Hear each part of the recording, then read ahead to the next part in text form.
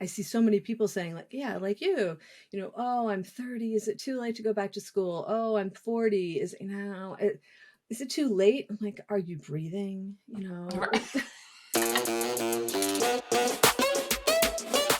Welcome to Hey Awesome Girl with Tivi Jones. Every week, we interview amazing boss babes in tech, medicine, law, entrepreneurship, entertainment, parenting, and more. About their lives, their goals, their why, in order to discover how every day they're working to add more pleasure, ease, and abundance in their orbit. Ooh, hold up. We gotta unpack that. This show is part business advice, part life coaching, part real talk with girlfriends. See how she be coaching me? If you're looking for a show that's real and relatable, but also inspiring at the same time, this is the one for you. I'm your host, Tivi Jones. I'm founder and CEO of the creative agency Hey Awesome Girl. I'm dog mom to Olivia, who is the cutest little doggy on earth. And I am someone who once got grounded and in a lot of trouble for writing a very racy romance novel for myself in middle school. Sorry, Mom. In this episode, you'll meet Marcia Layton Turner, who is an amazing ghostwriter.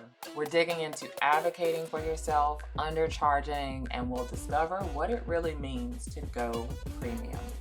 It's a very inspiring episode, and so I hope you'll enjoy it. Ready to get started? Let's go. Hi, Marcia. Welcome to the show. Thanks, Tivi. So nice to be here. I am happy you're here. Selfishly, I have so much I want to learn about what you do and how you got into it. Sure. Because just of all the things that I care about, writing is definitely among the top of them. But for people who aren't familiar with you, please introduce yourself. Sure. I'm Marcia Layton Turner. I'm now a business book ghostwriter. I've been a freelance writer, an author, entrepreneur, but I'd say the vast majority of my time right now is spent writing books for other people. That is a fascinating career to me. I hear about ghostwriters all the time, like either in the book world, in the hip hop world. Like, what does it actually mean to be a ghostwriter? That's a really good question. And it's funny that you say that you're hearing more and more about ghostwriters, because I think there was some shame about using ghostwriters even like 10, 15 years ago. If you needed help, you didn't really want to let anybody know, because then, are you really an expert if you had help?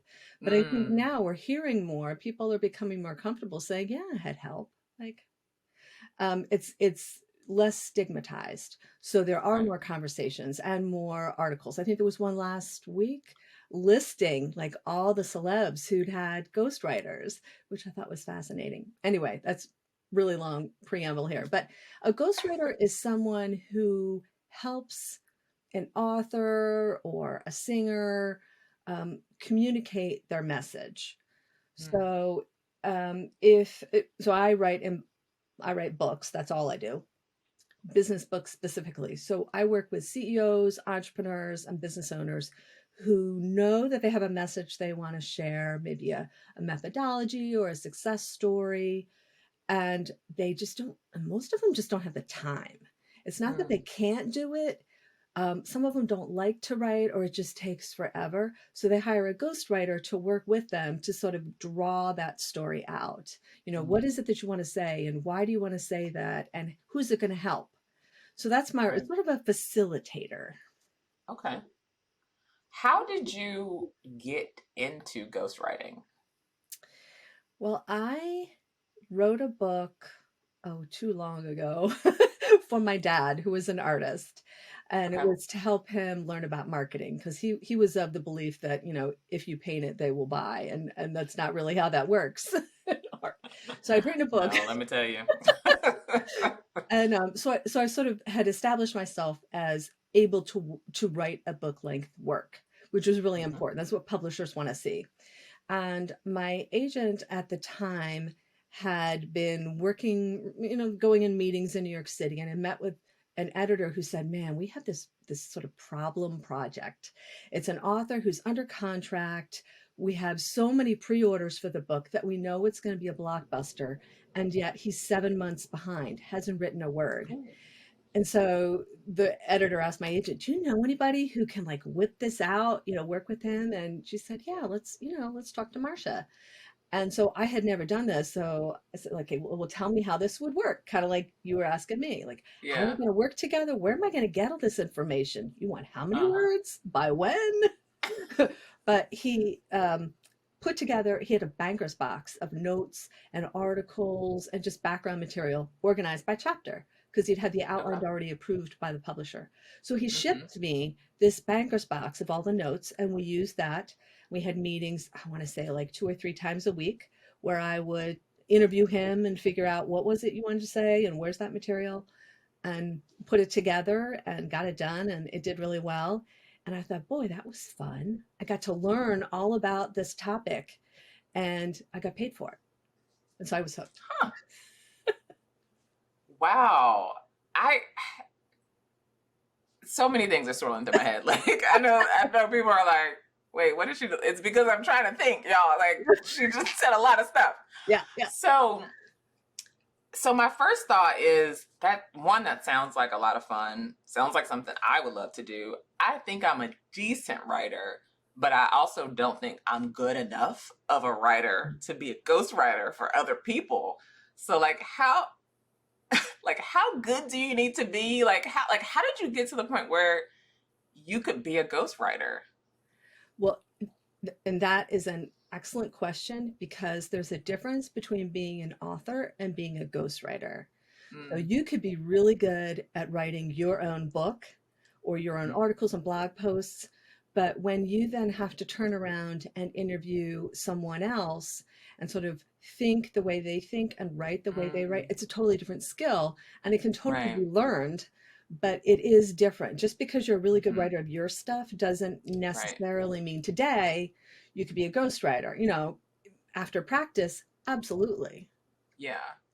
So how did you, I mean, obviously you talked about your dad's book, but it like that process, like seems like you started off as a ghostwriter. So like, how did you gain the skills or maybe not, I don't know. No. So, when I was in high school, like I would say I was always a really hard worker. I Hmm. wasn't brilliant, but I worked hard and I generally did okay. But Hmm. English was the hardest class. You know how you like you're in high school Same and you're for me. thinking, Oh my gosh. and you're like, oh, this class is going to be fun and this is going to be fun, and Mhm. oh, English. I sucked at writing. I'm just going to put it out there. And I say, like, my high What? school classmates would be shocked to hear that I'm making good money as a writer. They're like, that girl? That Exactly. Marcia?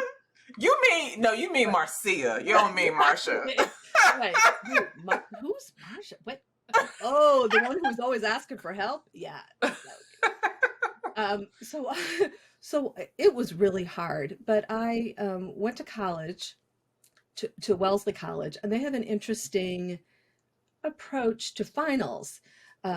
In my classes, not in every class, but in the classes that I was taking in like psychology and sociology and history and things like that, you could choose between taking a final exam or writing a paper. And Mm, I like to have control. I'm guessing you probably are the same way. So I always took the paper because I knew, okay. well, I might not know everything in the 2 hour span of a final, but if I have 5 days, I could write a decent paper. And so Right. that's what I did. And so, every semester I'm writing like 4 or 5 final papers plus all the papers in between. And by the end, I had developed some skills. I didn't really know it at the time, but my grades were pretty good. And then I went to the Michigan MBA program and we started doing papers and I was easily getting A's. And my classmates are looking at me like, oh, you didn't say you were a writer. And I was like, oh, I didn't know. Trust me. But that's when it I started to didn't dawn on know. me, like, okay, maybe I figured this out. And Mm, then I went to work at Kodak in marketing communications mhm. and happened to work for a boss who was working on a novel. And so kind of like you're asking me questions, I was asking him questions like, well, how'd you get into that? And where'd you get the idea? And how did you get it published? And like, who's your agent? And so he just got me thinking about it. And I thought, you know what? I really want to write a book for my dad to help him Mm, figure this marketing stuff out, because there really weren't many books out there on fine art marketing. And so I figured out the process, wrote it. It needed a lot of editing, I will admit, but got it published. And that kind of got me on the path to writing as a career, to realizing, oh, okay, I can do this. Yeah. Yeah. I like that. And one of the things that when we were corresponding for this interview that you said was something along the lines of, just because you weren't good at something before doesn't mean that that is still the case. So I love hearing about your journey, because I think sometimes, especially as adults, right? When I was a kid, I always thought, by the time I'm 37, which I am right now, like, I'm going to have everything figured out. Like, all the skills that I would have been learned. I'm going to have like $3 million, $10 million, whatever that number was, that just seemed like this is an adult thing. Like, adults have everything figured out. Nah, like, you could like still learn every single day. Well, and I decided a couple of years ago that I really wanted to get a doctorate. And so, I'm way older than you. And I decided that, like, I want to learn. I got to the point in my career where I'm working on my own every day. I have colleagues that I talk to and clients, but I really didn't feel like I was enhancing my understanding of business. So I enrolled in a DBA. It's Doctorate in Business Administration at Temple. And I'll be done in like a year. But like, I just like learning. And I think that probably helps me get better at things faster, because I'm always reading and thinking and talking to smart people. Wow, I love that. That's inspiring. I have a similar story. I'm not getting my doctorate. Not not at that level. But for so long after I graduated from college, I kept thinking it's too late for me to go back. Like, I actually said that up until maybe a year or two ago, just because I felt like my brain doesn't work that way anymore. Or maybe I was just traumatized from college, or whatever the reason was. I had a reason. But I thought for the longest time, and most of my really good friends, they all have, they're like lawyers, or they at least have certificates or MBA or something. Like, they have, like, I have a bachelor's, end of list. And for the longest time, I thought, that's it for me. But then last year I started thinking like, hey, I actually really want to learn something else. I really want to explore different things. And so I enrolled in a certificate program at Cornell University. That's awesome. Finished that. Thank you. I finished that last summer in diversity and inclusion. And loved it. Like, I'm currently enrolled in my second certificate program with Cornell because I loved it so much. But it's so interesting that I was telling myself that story for so long. Like, I'm too old to go back to school, when I was only like 36 and younger. You were a baby, right? Right. There's still time. I'm in a number of personal finance Facebook groups, just because I'm really interested in the topic and trying to just become more financially savvy. And I see so many people saying like, yeah, like oh, I'm 30. Is it too late to go back to school? Oh, I'm 40. Is it too late? I'm like, are you breathing? Here's a checklist to know whether or not you're too old. Right. Are you breathing? Well, people have different reasons for doing it. So, I mean, it's not a bad question. Is it too late in terms of totally pivoting? Well, like, maybe if you're 80, but I mean, even then. But even then, I'm like, I ain't got nothing to lose at that point. Exactly. Like, might as well. Yeah, I mean, you can always get better at whatever it is, whether it's writing or, like, I was like trying to think of a science example, and all I could come up with or science. I mean, that works. Writing or science, that works. or money, like, that's a better example. Right. You can get better. Like, we can all learn new things. That's why they have those like word a day calendars. So every day you learn a new word. That is true for, I think, just about everything. Yeah. Well, it also makes me think, I have a lot of friends whose parents are retiring or have retired, and you always hear um, or at least I do. I always hear like the stories about people when they retire, it's like their health declines like really Mm, fast mhm. if they're not like working on things or Yeah. learning new things or trying new things. I think we actually need that. Like Yeah. thinking about this now, like in this conversation, I'm Mhm. like we need reasons to keep going. Like we need growth. Yep. Yeah. Otherwise, like life is way less interesting. And Yeah. why? Yeah. I read an article a few years ago about, I think it was in like US News and World Report, about towns that had the most course offerings or where retirees could Mm. like, go back to school for less, and they were Mm-hmm. really booming because to your point, lots of retirees realize, well, I have all this time, like now what? And Yeah. so a lot of them do start taking classes, not necessarily to get another degree. Maybe they don't Mm-hmm. need a degree for anything, but they just want to get better at, like, my mom takes French and Spanish classes. She's not going for a degree. She just wants to get Oh, better at those. yeah. That's really cute. My mom just took a an Excel class or like some computer class she took and she got like a 99%. I'm like, Awesome. who did I get my brain from? Because I don't be making no 99%. It must be my dad. Well, I don't. Anyway, we like I love where the conversation is going, but I definitely want to like talk about your journey a bit more. Let's shift a little bit and talk about some great wins from your career. Well, when I was thinking about wins, and really the first win that I had was long before my career, but in 8th grade, well, in middle school, I went to a private school because my parents really valued education. And so my brother and I both went to this school, but I was being bullied and harassed, and I was miserable, miserable. But my mom worked at the school, and I knew that my parents just loved it, but I Yeah. really wanted to go somewhere else.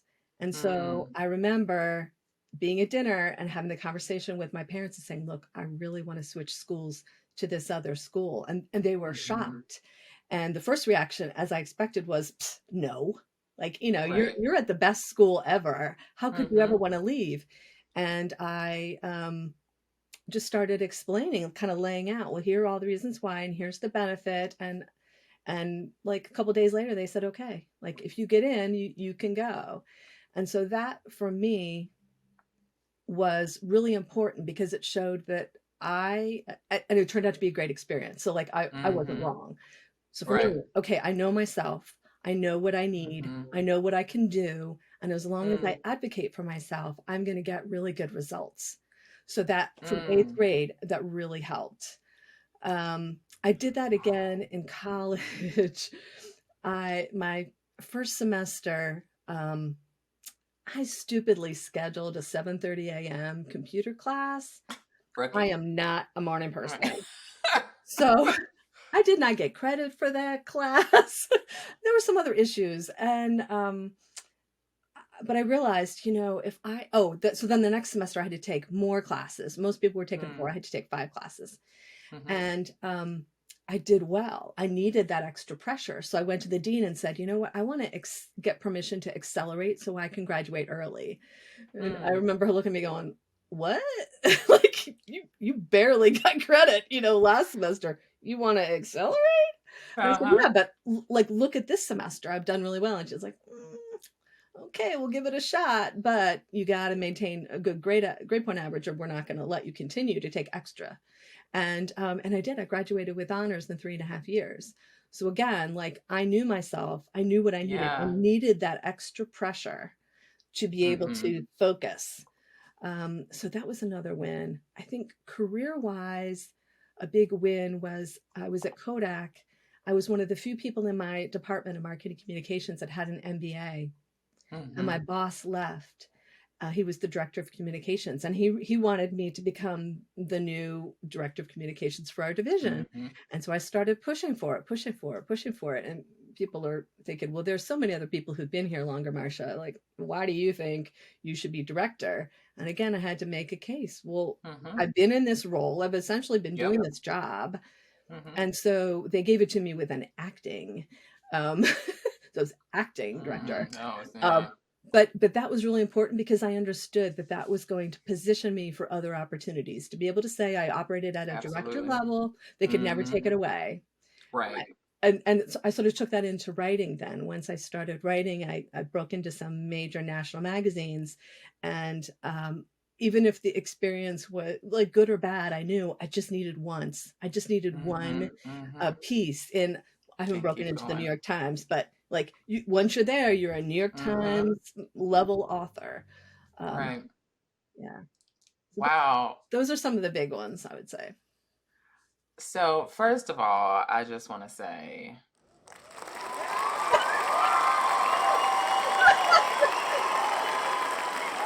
No, but I'm saying this not because I want claps or for people to say, but "Wow," but, yeah. just you can do this, you know yourself, Mm-hmm. and when you really want something, just push for it. Ask. This The fact that you're in eighth grade, though, like advocating for yourself, first of all, good on your parents for raising a Yeah, child that felt comfortable yeah, advocating for herself. Like, for anyone, any child advocating, but definitely in a society where, from a patriarchy perspective, women don't typically advocate for ourselves. Good on your parents for doing that. And then good on you for like continuing that pattern throughout your mhm. life. Well, I That's think that's yeah, inspiring. I think that we all have similar stories, but maybe Mm-hmm. we haven't had the opportunity to reflect, to think like, "When did I do Mm. that?" Because Mm-hmm. I really hadn't thought about that until you started asking me questions. And so I think everybody has those stories. Mm. They just may not realize it. Like, when did you do something that you knew was right for you and you Yeah. pushed or you asked how to make it happen? Like that's a big Mm-hmm. win. And sometimes it's super simple. Like, how do you win? Or how do you get what you want? You start by asking for it. Like, I think sometimes we think, well, it can't be that simple. Like, you can't just ask for what you want. Actually, you can. You might get a no, but you can ask. But I keep threatening to write this book to be called Always, Always Ask. That's about how you can get what you need or what you want just by asking. I think sometimes we don't recognize when we have an opportunity to ask a question. Mm-hmm. We just think, oh, we hear a no, like, oh, that's the answer. And it's like, well, no, but ask about going this way or ask, like, Right. what are the workarounds? Mm-hmm. Where there's a will, there's a way. Yeah, Where there's a question, there's an answer. So exactly. might as well ask. Hmm.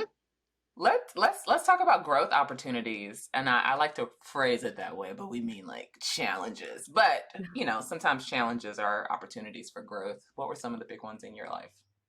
I think writing was a big one. It was always a challenge, and getting past it just was through practice and Mm. study. I think more recently, a big challenge I've had is recognizing that I was undercharging. Ooh, I need this section of the episode. But no, I mean, I think we all feel like we're undercharging, Mm-hmm. and or at least I thought. Well, let me back up. So when I got into ghostwriting, I mentioned my first project, and I Mm-hmm. want to say I was paid like 15,000 for it, maybe. Mm-hmm. When The I one that had all the pre-orders already. exactly, yeah, because they just Okay. kind of handed me everything and said, figure it out, put it together. Mm-hmm. That was, I don't know, maybe 15 years ago. So I thought, well, 15,000 must be sort of the market rate, but I know there was a premium because they needed it fast. And so I settled on my rate of $10,000 a book. And I thought that was reasonable. And I got some projects and editors were sending them my way. And then I started hearing other people were charging more. And I thought, oh, okay, well, I'll go up to 20. And I Mm-hmm. started asking around and sort of verified that that was the market rate, what Yeah. everybody else was charging. So, Yeah. okay, but I've doubled my rate, took me Uh-huh. about 5 years. But then each year I'd raise it a little bit. And so last year I got up to 35,000 as my minimum. And then something happened.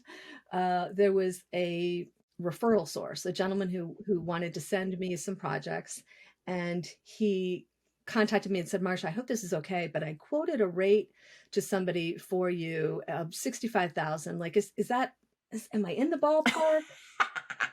And I said, "Yeah, oh yeah, for you, We can 65 make that is good. work. Yeah, Yeah. yeah. As long as, we set some parameters, yeah. And Yeah. so I realized But behind the scenes, you're like, oh, exactly. I'm texting my friends like, OMG. mm-hmm. Yeah. Yeah. And Been there. yeah. And so from then on, my rate went up because somebody else told me that I was undercharging. I didn't know I was Yep. undercharging. And since then, like last week, I got a project for 70. The demand has increased. It's not gone down. People are Yes. so, and this is what I tell. So I also started and run the Association of Ghostwriters. And this is what I Okay. keep telling my members is you are undercharging. I don't know what you're charging, but you're undercharging because Mm-hmm. I have people who are falling over themselves to work with me at $65,000, $70,000, and they're not the Wow. only ones. Now, Mm-hmm. this is business, and a lot of people Right. are writing books for business purposes. This isn't true for like fiction or Right. maybe memoir. But no Mm-hmm. matter what you're doing, take a look at what everybody else is charging. I think it's always good to be informed about what the market rate is, but that doesn't mean Mm-hmm. you have to charge it or that you have to Right. discount your rates. Like, go Mm-hmm. premium. Yes. Yes. Go premium. 100%. Also, from a marketing perspective, and you know this too, pricing is marketing. Like you're saying something about the quality of your work and the return that people are going to get from it, from your Yep. pricing. Yeah. So that was a big win. That's like my recent big win. And Oof. yeah, and I'll probably go up from there. I mean, I've charged six figures for a book, not recently, but so I know the potential is there. So I hope any of your audience members will think about just like charge more. People will pay it. Yeah. But you can also freak out because this happened to me. I raised my rate and then suddenly the phone stopped, the email stopped, and I thought, oh, I priced myself out of the market. No, no, Mm-hmm. no. You're just going to get a different quality level, or like Correct. your audience has changed. Doesn't mean there are Mm-hmm. fewer of them. There might be, but that's okay. Like Yep. how many? Yep. If you're doubling your rates, you really just need half as many clients this year to get the same amount. So don't Right. freak out because they're there. But Yeah. yeah, I was going to say There's an abundance. you can also be Sorry. Go ahead, flexible. Marcia. Sorry, Say that again. We're talking over each other. We're so excited. I'm just gonna say you can also be flexible. Like if Mm, if things suddenly die and you're getting nervous, mhm, then discount it. You could reach out to people who've contacted you and ask about your services and say, okay, you know what? I just had an opening come up and I had mhm, quoted you 40,000, but I could do it for 30 as long as you sign by mhm. Friday. Like you Right. you can lower, but at least if you're charging higher, you have that room to go down if you need to. So boy, I was so Correct. excited. Yeah, I was too because I loved how you took that opportunity and some might say like that bad news. Like sometimes there's this tendency to be like, well, damn, I've been undercharging for like 5 to 10 years. Like these people out here making all this money. Like I didn't have to do that. But you took that information. And you're like, all right, I'm just gonna keep. This is my, like you said, you can never go down. Right, So it's like this is my number now. right. But I wouldn't Lesson learned. yeah, but I wouldn't like beat yourself up and think, Right. man, look, think of all that money I could be making. I don't think I was at the point where I was worth that, really. Like I Mm. mean, I have like 10 more years of experience and many Hmm. more books that I've written. So I'm at a different point. So don't look Right. back and say, oh, I wish I had raised it 10 years ago. I couldn't have gotten Mm. 65,000 10 years ago because That's a good I didn't point. have the track record. So Right. just like where you are, just assess where am I? What are other Hmm. people charging? Where do I like want to be? And if you want to bring in lots of money fast, then maybe you go a little bit below the market rate Right. if you think it'll matter. It's a good point. Very, very good point. I love that. That's so inspiring. I love that you run an association. Tell me a little bit more about this association. Sure. So I was at a conference, must have been like 13 or 14 years ago. It was the American Society of Journalists and Authors. It's based in New York City. It's of people who are writing. And I was in this seminar on six-figure freelancing. And Hmm. somebody talked about how they were making all this money ghostwriting. And I thought, well, I'm ghostwriting. And I heard a couple other people murmuring, like, well, I'm ghostwriting. And somebody asked, is there an association for ghostwriters? And no, there's no association. And I was like, well, darn it, I am going to just start one. You're like on your phone, Exactly. GoDaddy.com, like I know. Yeah, just find like the the website. URL. Here Right. you go. Right. So yeah, so I actually hired a coach to walk me through the process of starting an association, and I Mm, did it and announced it, and we have a really good group of both aspiring ghostwriters and then like veteran, seasoned ghostwriters. We share tips, we ask for advice, like, hey, what contract terms should I do? Should I have in my recent agreement, or is this going to be a mhm. problem, or what do you think about that? It's really useful to have people who are doing what you're doing accessible to you. So Yeah. yes, that's like it's like 12 years old now. Okay. Well, we will definitely add the links to that in the Oh, thanks. description for this video. I would love to learn more about it myself, and I'm sure people in our audience would as well. Obviously, I could talk to you all day. I know we got to wrap up. You're a very busy person. Is there anything else our audience should know about you? And then I'll also, in a very unjournalist way, add a second question to that. Like, what advice you would give to your younger self? Hmm. I don't know. I guess it's just to realize that you are the expert in you. Like I know Mm, myself best.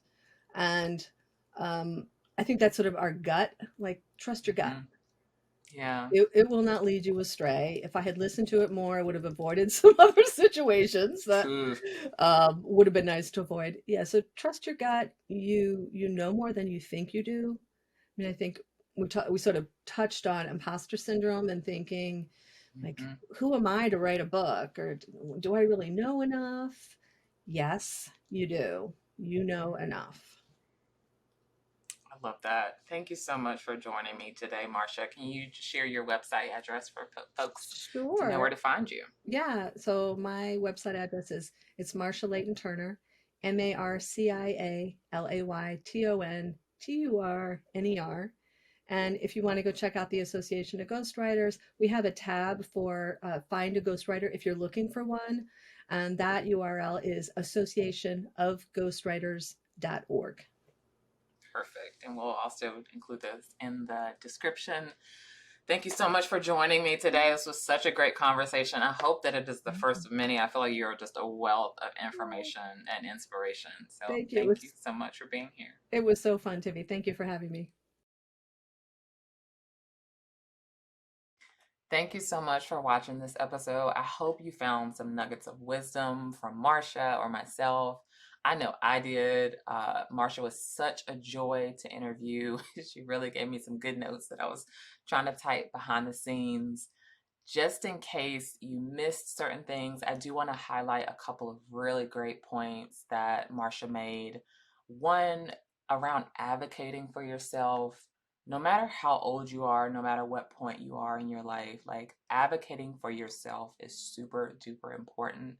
Making the ask is super duper important. As Marcia said, you are the expert in you. Nobody's going to advocate for you like you can advocate for yourself. So I really just want to highlight that point. I also want to highlight the point that Marcia's really, really good at what she does, but she sort of developed a successful business by accident. She was curious and she tried new things and she learned from her experiences. It's not like she had a roadmap and she wrote this plan, like I'm going to be a ghostwriter and these are all the steps that I have to take around the way along the way, and had just like a really rigid process. She took inputs and used those inputs and those challenges and those growth opportunities, and she took advantage of them. And because of that, she developed a really successful ghostwriting business. And that is something I want to highlight because that's something that you can do too. You don't have to have a straight arrow and a straight path to success. Success is not a straight path, let me tell you. You have to take those inputs along the way and just continue to learn from them and grow from them as you go. And so, the question I want to leave you with in this episode is, what would it mean for you to go premium in your life and in your business? How would you answer that question? Start a conversation with us or your own community, you can message us. We're on all the social media networks as Hey Awesome Girls with an S at the end, and we'd love to hear from you. Once again, I'm Tivi Jones, founder and CEO of the creative studio Hey Awesome Girl, recording from my beautiful home office that I love. In case you need a reminder, Hey Awesome Girl's social mission is to celebrate and empower women, especially women of color. We believe that entrepreneurship is a resource for women to increase their confidence. It's also a way we can close racial and gender wealth gaps, and it provides a means of freedom for women all over the world. As we like to say, empowered women empower women, and that is exactly what we're trying to do with this show. Stay tuned for our next episode. In order to find out when that happens, make sure you're subscribed to us on YouTube and following us across all social media networks. You can also leave a review. And if you found this episode inspiring or helpful, maybe you know someone who wants to write a book who isn't a writer, share this episode with them. Help them learn about Marcia and all of the amazing resources that she provides. Thank you so much for watching. Bye for now, and don't forget to be awesome. So it's me again, just jumping back on to share a special resource with you. So I know I talk a lot about our pleasure, ease, and abundance framework that we use at Hey Awesome Girl, but maybe you aren't quite sure what that means and how you can incorporate that into your life. Well, we have a free resource for you that can help with that. It's our Pleasure, Ease, and Abundance Playbook. In this playbook, I outline the 9 elements of pleasure, ease, and abundance you need to consider to help you create a life that is fun, fabulous, and free. I walk you through journal prompts, I share resources, and give you some actionable steps you can take to get you further away from stress, exhaustion, and being broke. To download this free playbook, go to heyawesomegirl.com/framework, enter your email address, and we'll send it right over to you. That's heyawesomegirl.com/framework to download your free playbook today.